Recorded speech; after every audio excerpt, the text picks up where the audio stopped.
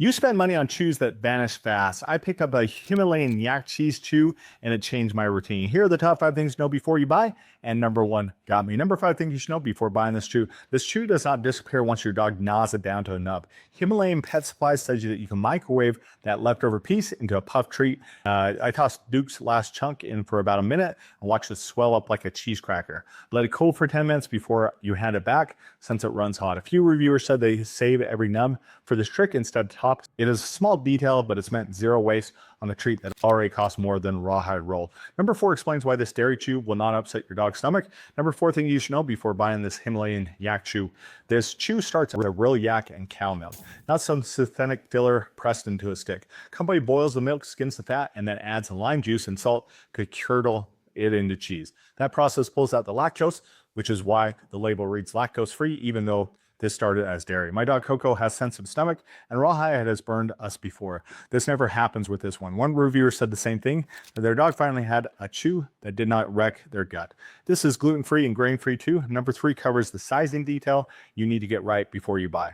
They did send this to us as a gift a while back. We've been using them since. We love them. I think you'll love them as well. Go ahead and add those to your cart. All right, number 3 thing you should know before buying this. This is a large stick. One piece is 3.3 ounces, built for dogs under 55 pounds. It's not meant for puppies younger than 12 weeks, so check your dog's age. Here's what buyer missed. A big enough bite can crack off in one piece, and a dog that swallows that instead of grinding it can choke. Duke is a big lab, and the first time I gave him one, I sat with him the whole session to watch how he handles it. A few reviewers said the same thing, sizing it up a notch bigger than the weight chart suggests for a heavy chewer. Number 2 tells you exactly how hard this chew really is before you buy it. Number 2 thing you should know before buying this chew. Himalayan Pet Supplies rates every chew on something they call a chew meter, running from soft cookie to 0 up to deer antler at 10. Reviewers describe this chew as rock hard, tough enough that some people cannot break a piece off with their bare hands. This is the whole point with the chew meter. I picked out this raw hide roll. Pick this over a rawhide roll because Coco chews through soft treats in 2 minutes flat.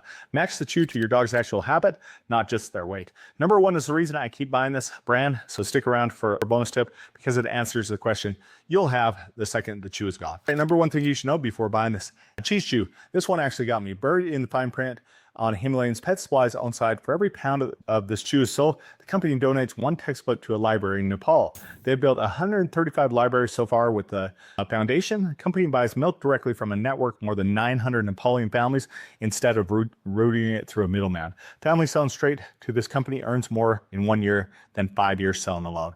I read that and looked at the stick in Duke's mouth differently. Every stick pushes real numbers towards kids. Somewhere getting a book. It still needs supervision, the right size for your dog, but it explains why I keep reaching for this brand over every other chew on the shelf. Now wait for the bonus because it answers a question every new buyer has the first time this shoe showed up in their yard. And if number 1 sold you the way that it sold me, go ahead and add that to your cart now, and you can thank me later. A bonus tip, some dogs react differently to chews than others.